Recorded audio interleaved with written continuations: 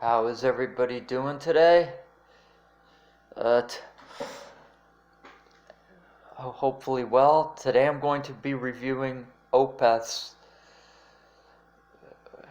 famous Ghost Reveries album.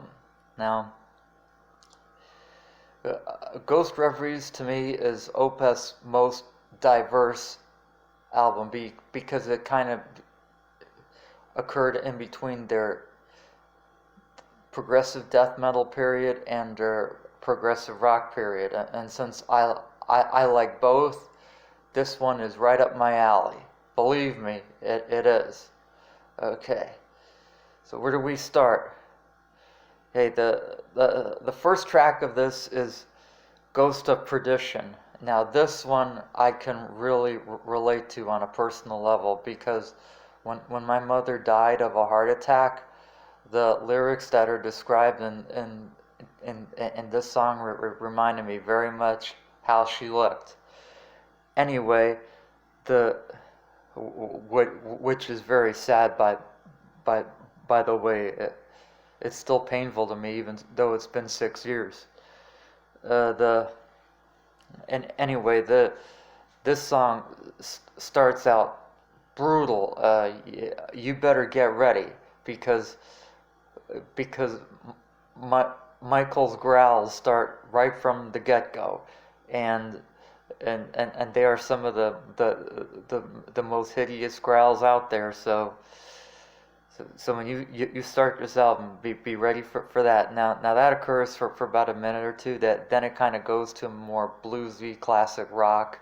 The vocals become clean, and after that it kind of alternates between beautiful passages, the growl, and the bluesy classic rock style. But everything is very smooth, has very smooth transitions in this song. It doesn't sound mashed at all. So yeah, this is an excellent opening track. Now the second song, The Baying of the Hounds, starts out like something you might hear from Morbid Angel's Covenant album, except better. For the first 2 minutes, the tempo is very similar, and the vocals are similar too, except again, Michael's growls sound more clear to me than David Vincent's do. So we got that, and but after this 2 minutes, it kind of goes into a long, slow passage, but before picking up again near the end of the near the end of the track. By the way, both of these tracks are over 10 minutes long. Well, Opeth is known for making very long songs, aren't they? And the third track is Beneath the Mire, and this one starts off picking up where Ghost of Perdition and Baying of the Hounds left off. It starts off evil sounding, and then goes to more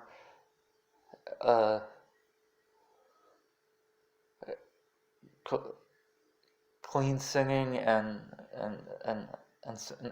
sounds more rock and rollish.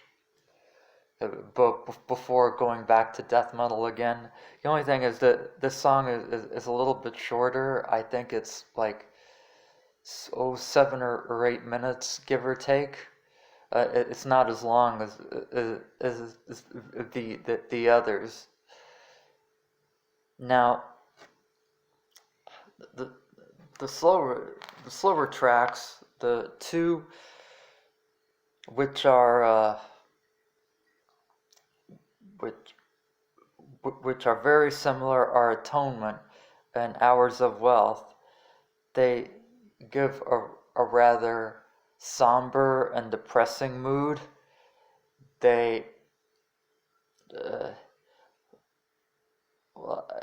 well, the main difference between these two songs is that Atonement focuses more on the instrumental part, while Hours of Wealth focuses more on Michael's clean vocals, which sound absolutely brilliant here. Nothing. These two songs, although slow, are just as good to me as their heavier stuff on this album. Now, Harlequin Forest is probably the most diverse track.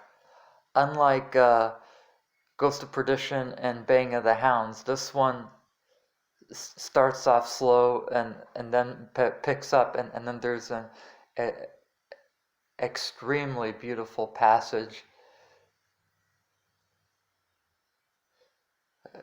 which in the middle of it where he goes, "They are the trees, never will." Those are the only lyrics that I know to that, but it sounds magnificent. And then it goes more into a slow. It alternates between the death metal, slow and clean, and finally at the end, the death metal again, where he goes, "Now the woods are burning." I know I can't do it, but he can, so listen to it. It's very, this is many people's favorite song off of this album, and I can see why. I'm not really sure what my favorite track off Ghost Reveries is. It's hard to determine that because there's so many good songs. Any of these songs I could pick it as my favorite on any given day, except for maybe Atonement and Hours of Wealth. But anything else is fair game, depending on my mood. Now, and during that one passage that I said in the middle of Harlequin Forest, it almost sounds symphonic. It's that good.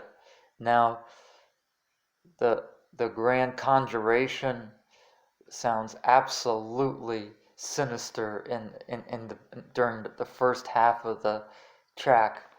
The song itself is over 11 minutes long. They made an 8-minute video for it.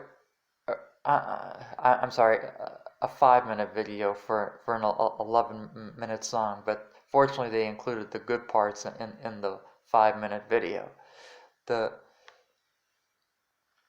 first half sort of alternates between Michael's clean and absolutely menacing but clear growling, while the second half of the track is more instrumental, focusing on the guitars, keyboards, and drums. Finally, we get to the Isolation Years, which no song fits more with the current times, with what we're going through as this. I believe this song is very poetic in nature. When he mentions Rosemary's Letter, I'm sure that's a metaphor for something else. This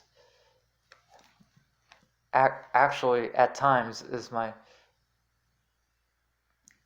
I feel anyway, is one of the best tracks on the album, because it's extremely melodic, beautiful, very memorable, and an excellent album closer. You don't need to have a super heavy song to make a good album closer, and this is the case of that. On the overall, Ghost Reveries is my favorite Opeth album, That I know for sure, okay? And my third favorite album of all time, I know that also. You get the best death metal growls ever, as well as great cleans coming out of Michael with such a variety of instrumentation, good drumming as well, and to sum things up, and it's a perfect flow. The album flows perfectly. It never sounds mangled. So Ghost Reveries gets a 30 out of 30 on my scale. Perfect album, perfect score. So I hope you enjoyed this, and I will see you next time when when we do another video, be it an album review or a hot sauce video, so or anything else. So subscribe to this channel if you can. Okay, you all have a great day now. Bye.